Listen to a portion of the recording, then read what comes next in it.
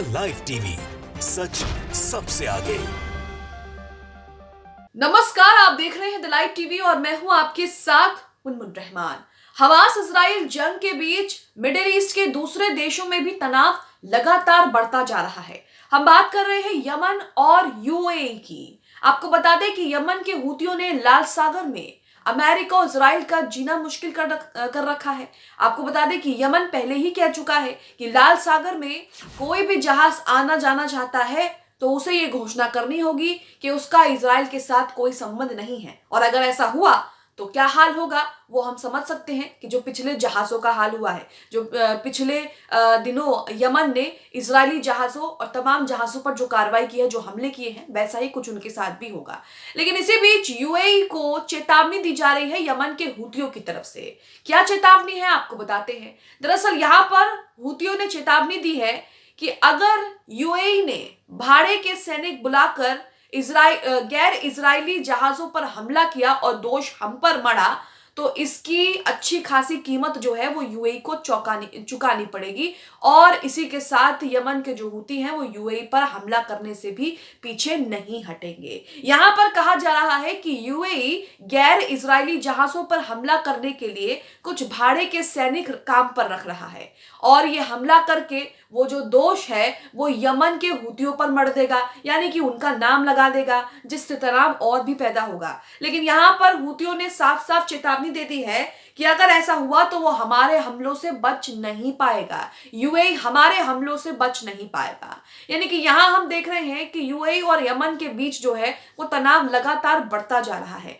आपको बता दें कि इससे पहले भी लगातार लाल सागर में जहाजों की आवाजाही पर जो है वो रोक लगा दी गई है और उसी को लेकर यमन के खिलाफ गुस्सा जो है वो दूसरे देशों का बढ़ रहा है, अमेरिका का बढ़ रहा है, इजराइल का बढ़ रहा है, यूरोपियन देश का बढ़ रहा है। लेकिन इसी बीच यूएई को जो चेतावनी यमन के हूतियों ने दी है वो यहां पर आपको बताते हैं। आप अपनी स्क्रीन पर ईरान ऑब्जर्वर का ट्वीट देख रहे हैं। इसमें लिखा है, हौतिस ने गैर इजरायली जहाजों पर हमला करने के लिए भाड़े के सैनिकों को नियुक्त करने पर संयुक्त अरब अमीरात पर हमले की चेतावनी दी है। यानी कि यहां पर उन्होंने कहा है कि अगर तुम भाड़े के सैनिक रखकर गैर इजरायली जहाजों पर हमला करके हमारा नाम लगाओगे ताकि तनाव और भी ज्यादा भड़के तो इसे लेकर जो है हम तुम्हें सही जवाब देंगे। आगे लिखा है, असरुल्लाह की रक्षा समिति के सदस्य अब्दुस्सलाम जहाफ ने कहा कि यूएई गैर इजरायली जहाजों पर हमला करने और दोष हम पर मढ़ने के लिए भाड़े के सैनिकों को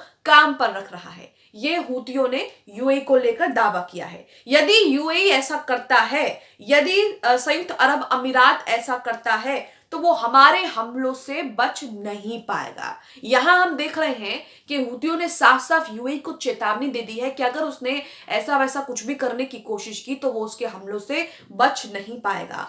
ग्लोब आई न्यूज का ट्वीट आपके सामने है जिसमें बताया जा रहा है ब्रेकिंग न्यूज के तौर पर कि इजराइल के साथ कोई संबंध ना होने की घोषणा के बाद वाणिज्यिक जहाज लाल सागर पार कर रहे हैं। जैसा कि मैंने आपको बताया कि यमन के हूतियों ने पहले ही कह दिया था कि अगर लाल सागर में आना है तो इजराइल के साथ सारे संबंध तोड़ने पड़ेंगे, घोषणा करनी पड़ेगी कि हमारा इजराइल के साथ कोई संबंध नहीं है, तभी आप लाल सागर में जो है आना जाना कर सकते हैं। तो यहाँ आप देख रहे हैं कि लाल सागर में किस तरह से यमन के हूतियों ने तहलका मचा रखा है। अब ये यमन के हूती कौन है और आखिरकार इन्होंने लाल सागर में इतना तहलका क्यों मचा रखा है, ये भी सवाल खड़ा होता है। तो उसके बारे में हम आपको बता देते हैं कि ये हूती विद्रोही कौन है और वो लाल सागर में इजराइल के जहाजों को निशाना क्यों बना रहे हैं। मतलब साफ है, गाजा और जिस तरह से हमास और इजराइल के बीच युद्ध हो रहा है उसी को लेकर जो है यमन के हूती यहाँ पर इजराइल के खिलाफ लगातार जो है वो कार्रवाई कर रहे हैं। यमन के हूतियों ने साफ कहा था कि जैसे इजराइल गाजा पर बमबारी रोक देगा वैसे ही हम उस पर भी हमले रोक देंगे और उस पर से भी जो है वो लाल सागर में जो पाबंदी लगाई गई है वो भी हटा देंगे। लेकिन इजराइल तो ऐसा करने की बजाय लगातार दोगुनी तेजी से गाजा पट्टी में बमबारी कर रहा है, जिसे लेकर हूती विद्रोहियों का गुस्सा जो है वो सातवें आसमान पर पहुंच गया है। अब बीबीसी के इस आर्टिकल से समझते हैं कि हूती विद्रोहियों ने अब तक क्या कुछ किया है और किस तरह से वो लगातार इजरायली जहाजों को निशाना बना रहे हैं। इसी के साथ हूती विद्रोहियों के लाल सागर में इस कदर तहलका बचाने से बड़ी बड़ी शिप कंपनियां भी डर गई हैं और उन्होंने अपने जहाजों को उतारने से भी लाल सागर में मना कर दिया है। तो यहां पर देखिए लिखा है, यमन के बड़े हिस्से पर नियंत्रण रखने वाली हूती विद्रोहियों ने लाल सागर से होकर इजराइल जाने वाले सभी जहाजों को निशाना बनाने की चेतावनी दी है। जैसा कि मैंने आपको बताया, नवंबर में हूती विद्रोहियों ने लाल सागर में एक मालवाहक जहाज को हाईजैक किया था। ये पहला जहाज। इस जहाज के मालिक का संबंध इजराइल से हो सकता है। पिछले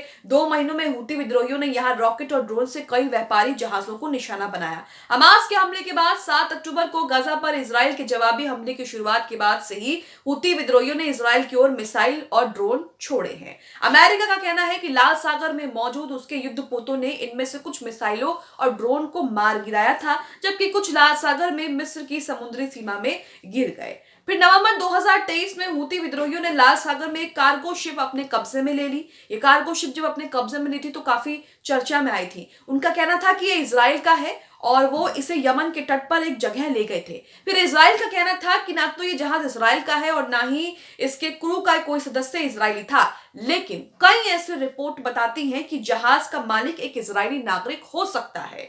3 दिसंबर के बाद से हूती विद्रोहियों ने लाल सागर में कई सारे व्यापारी जहाजों को निशाना बनाना शुरू कर दिया। एक के बाद एक जो है वो व्यापारी जहाजों को लाल सागर में हूतियों ने निशाना बनाना शुरू कर दिया। इसके लिए उन्होंने यमन के तट पर अपने नियंत्रण वाले इलाके से ड्रोन और बैलिस्टिक मिसाइलों का इस्तेमाल भी किया।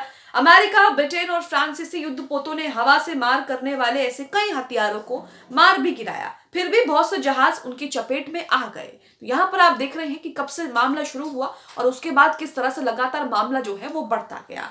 दुनिया की सबसे बड़ी मालवाहक कंपनी मेडिटेरियन शिपिंग कंपनी ने कहा कि वो अपने जहाजों को लाल सागर से हटा रही है। और यही नहीं, तमाम बड़ी बड़ी कंपनियों ने अपने जहाज लाल सागर में उतारने से मना कर दिए। फ्रांसीसी कंपनी CMCDM, डेनमार्क की कंपनी मेस्क, जर्मन कंपनी हैपेग, लॉयड और तेल कंपनी BP ने भी ऐसा ही फैसला लिया कि वो अपने जहाज लाल सागर में नहीं उतारेंगे हूतियों के डर से। मध्य पूर्व में अमेरिका की सैन्य गतिविधियों की देखरेख करने वाले सेटकॉम ने कहा कि ये हमले भले ही यमन से हूती विद्रोहियों ने किए हो, लेकिन ये पूरी तरह ईरान ने करवाए हैं। अमेरिका ने एक नौसैनिक टास्क फोर्स बनाने का प्रस्ताव रखा ताकि व्यापारिक जहाजों को हूती विद्रोहियों से हमले से बचाया जा सके, लेकिन अमेरिका की इस नौसैनिक टास्क फोर्स में कई देशों ने अपनी सहमति नहीं दी और अपना पलड़ा साफ साफ झाड़ दिया। तो यहां हम देख रहे हैं कि हूती विद्रोहियों ने किस तरह से लाल सागर में कोहराम मचा रखा है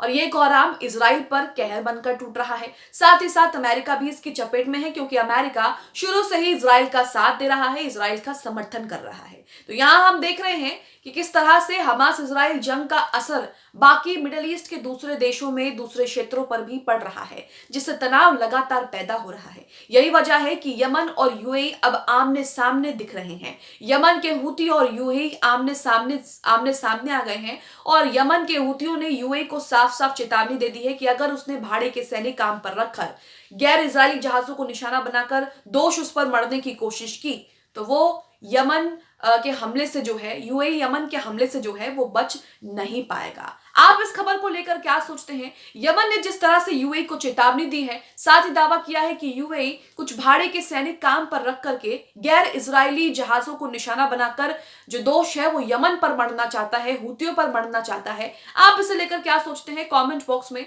हमें अपनी राय जरूर दें। द लाइव टीवी, सच सबसे आगे।